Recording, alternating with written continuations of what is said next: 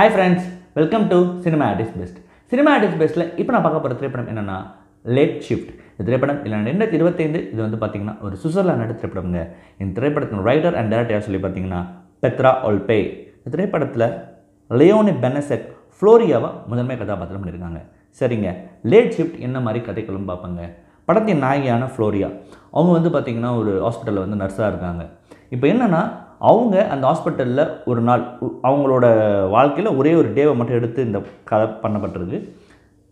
ஒரு நாளை மட்டும் அந்த நாளில் அவங்க வந்த அப்புறமா அந்த ஒரு நாளில் அவங்க என்ன மாதிரியான விஷயங்களை ஃபேஸ் பண்ணுறாங்க அப்படின்றத சொல்கிறது தான் இந்த படம். படத்தோட லைன் பார்த்திங்கன்னா ரொம்ப சிம்பிளாக நமக்கு தெரியலாம்.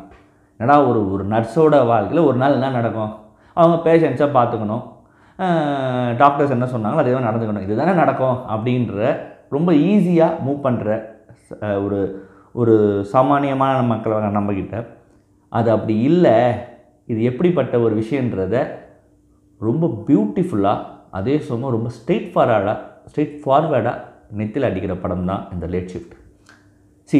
த beauty where lies in this film is, இந்த படத்தில் அந்த ஒற்றை கதாபாத்திரத்தை மட்டும் எடுத்துக்கிட்டு அந்த ஒற்றை கதாபாத்திரம் எத்தனை பேரை மீட் பண்ண வேண்டியிருக்கு, எத்தனை பேரை எப்படி வந்து ஹேண்டில் பண்ண வேண்டியிருக்கு, இதனால் வந்து ஏற்படக்கூடிய அதாவது அந்த பர்சனலாகவும் அந்த கேரக்டருக்கு நடக்கக்கூடிய விஷயம் அண்ட் இன்னொன்று அதை எப்படி இன்னொருத்தங்களுக்கு வந்து பாதிப்பு இல்லாமல் பார்த்துக்கிற போன்ற விஷயங்கள்லாம் இருக்குது பார்த்திங்களா.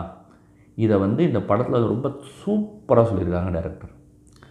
நீங்கள் நினைப்பது போல் இல்லை என்பதை ரொம்ப சூப்பராக ஒரே ஒரு கேரக்டர் மூலிமா வச்சு அசத்தி நவுத்திருக்காங்கன்னு தான் நான் சொல்லணும். படம் ஆரம்பிக்கும் போது அந்த கேரக்டர் வந்து அந்த படத்தின் நாயகியான ஃப்ளோரியா வந்து ஹாஸ்பிட்டல் உள்ள வருவாங்க, அதுக்கப்புறம் வீட்டுக்கு போகிறாங்க. அந்த இடைப்பட்ட அந்த 12 மணி நேரம் இதில் எக்ஸ்ட்ரா லேட் ஷிஃப்ட் வேறு பண்ணணும். அதில் என்ன மாதிரியான விஷயங்களை கொண்டு சேர்க்க முடியும், என்ன மாதிரி விஷயங்களை வந்து ஆடியன்ஸுக்கு கடத்த முடியுமோ அதை அனைத்தையும் ரொம்ப அற்புதமாக கடத்தியிருக்காங்க டைரக்டர். ஏன்னா இந்த படத்தின் வந்து நான் ரொம்ப பலமாக பார்க்குறது வந்து விஷயம் என்னன்னு சொல்லி பார்த்தீங்கன்னா, இந்த படத்துடைய அந்த ஸ்க்ரீன் பிளேயில் அவங்க எந்த மாதிரி கேரக்டர்ஸ் உள்ளே கொண்டு வரணும்னு அவங்க முடிவு எடுத்தது தான். இது ரொட்டீனாக நடக்கிற ஒரு விஷயம்தான். பட் ஆனால் அந்த ரொட்டீனுக்குள்ளே இருக்கிற சிக்கல்கள், அந்த ரொட்டீனுக்குள்ளே இருக்கிற பிரச்சனைகளை ரொம்ப சுவாரஸ்யமாகவும் அதே சமயம் ரொம்ப ஒரு ஹார்ட்டுக்கு நெருக்கமாகவும் சொன்ன இடத்துல வந்து டைரக்டர் ஜெயிச்சிருக்காங்க தான் நான் சொல்லணும். இந்த படத்தின் பலங்களாக நான் பார்ப்பது வந்து பார்த்திங்கன்னா இந்த படத்துடைய சினிமாட்டோகிராஃபி. இந்த படத்தோட சினிமாட்டோகிராஃபி வந்து பார்த்திங்கன்னா it's like a single shot மாதிரி தெரியும் அண்ட் நிறைய இடத்துல ஃபாலோ ஷாட்ஸ். ஆனால் எந்த இடத்துலையுமே படம் பார்க்குற ஆடியன்ஸுக்கு எந்த ஒரு அயற்சியும் க்ரியேட் பண்ணாமல் பண்ண இடம் இருக்குது பார்த்திங்களா. That was really brilliant work from cinematographer. Is been living as a character of the film. இந்த படத்தில் அந்த சினிமாட்டோகிராஃபி ஒரு கேரக்டராகவே இருந்திருக்கிறதுன்றது வந்து நம்ம கண்ணுக்கு தெரியாமல் கடத்தின விஷயம். அது சூப்பரான ஒரு விஷயம். ஏன்னா அது வந்து ஒரு கேரக்டராகவே இருக்குது இந்த படத்தில். அந்த சினிமாட்டோகிராஃபி வந்து தட் வாஸ் பிஹைண்ட் த சீனில் இருக்கிற ஒரு வந்து நமக்கு அதை ஒரு விஷயத்தை பண்ணுறது வந்து it was a tremendous work from the cinematographer நான் சொல்லுவேன். Pitch perfect work. And then next வந்து பார்த்திங்கன்னா படத்தோட sound design that was really என்னென்னா, அதாவது அந்த ஹாஸ்பிட்டலுக்குள்ளே தான் நம்ம இருக்கோம் அப்படின்றத கொஞ்சம் கூட நமக்கு டீவியேட் ஆகாமல் கடத்துறது வந்து சவுண்ட் டிசைன் தான். அது ரொம்ப சூப்பராக பண்ணியிருக்காங்க. ஏன்னா படத்தில் அது ரொம்ப முக்கியமான ஒரு பார்ட் ப்ளே பண்ணுது. அண்ட் தென் இன்னொன்று, இந்த படத்துடைய பிஜிஎம் ரொம்ப சட்டிலாக எங்கே தேவையோ அங்கே மட்டுமே பயன்படுத்தப்பட்டிருக்க பிஜிஎம் வந்து இன்னொரு ப்ளஸ் வந்து படத்துக்கு சொல்லுவேன். அண்ட் ஓவரால் இந்த படத்துடைய நாயகி என்ன Leonie Benesch, just literally fantastically made this character இன்ஸ் அ பீக் பாயிண்ட் அப்படின்னு நான் சொல்லுவேன். என்ன மாதிரி ஒரு பெர்ஃபார்மன்ஸுங்க அது.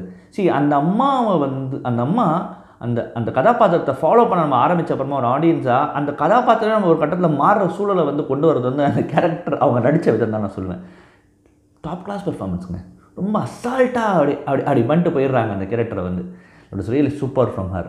அண்ட் இந்த படத்தில் எனக்கு ரொம்ப பிடிச்ச விஷயம், இந்த படத்தில் இவங்க வந்து பேஷன்ஸாக காமிச்ச அந்த கேரக்டர்ஸ் இருக்குது பார்த்திங்களா, அது ஒன்றுமே அழகாக இருக்குது. அதில் முக்கியமாக எனக்கு ரொம்ப பிடிச்ச ஒரு விஷயத்தை பேசலாம். மிக முக்கியமாக ஒரு கேரக்டர் வந்து இறந்துடும்.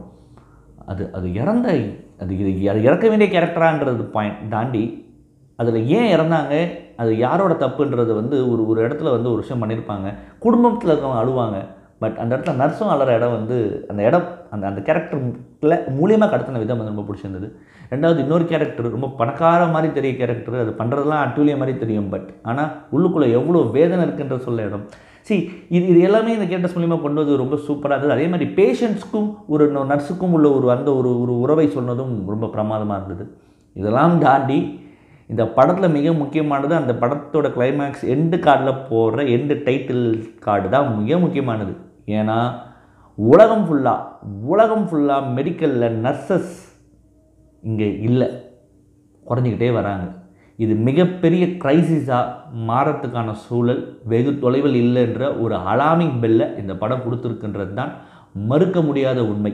அதே சமயம் இந்த படம் மிட்வைவ்ஸ் அப்படின்ற ஒரு படத்தையும் ஃப்ரெஞ்சு ஃபிலிமையும் ஞாபகப்படுத்தியிருக்கின்றதுல எனக்கு எந்த ஐயமும் இல்லை. அந்த படமும் இதே மாதிரி தான், பட் அது வேறு ஒரு விஷயத்தை பேசிச்சு.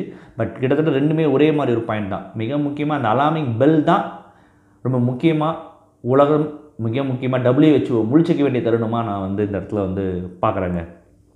லேட் ஷிஃப்ட் இந்த படம் வந்து பார்த்திங்கன்னா இந்த ஆண்டு நடந்த பெர்லின் இன்டர்நேஷனல் ஃபிலிம் ஃபெஸ்டிவலில் பெருசாக எங்கேயும் நாமினேட் ஆகல. பட் அங்கே நடந்த ஸ்பெஷல் காலா ஸ்க்ரீனிங்கில் இந்த ஸ்பெஷல் காலா செக்ஷனில் இந்த படம் ஸ்க்ரீன் பண்ணப்பட்டிருக்குங்க.